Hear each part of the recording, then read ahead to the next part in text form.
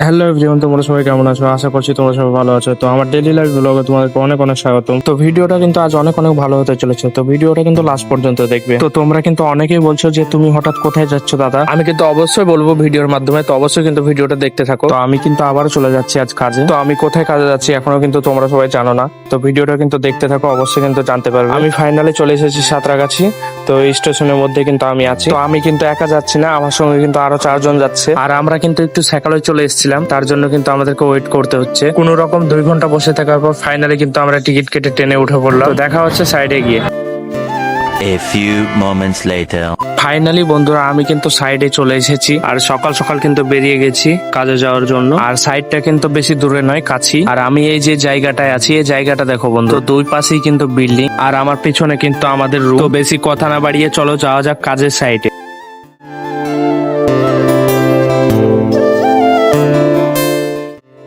তো ফাইনালি আমি চলে এসেছি কাজের সাইটে। তো এটাই কিন্তু আমাদের কাজের সাইট। আজকের ভিডিওটা বন্ধুরা এতটুকুই। তো দেখা হচ্ছে নেক্সট ভিডিওতে। ভিডিওটা ভালো লাগলে একটা লাইক কমেন্ট করে যাবে।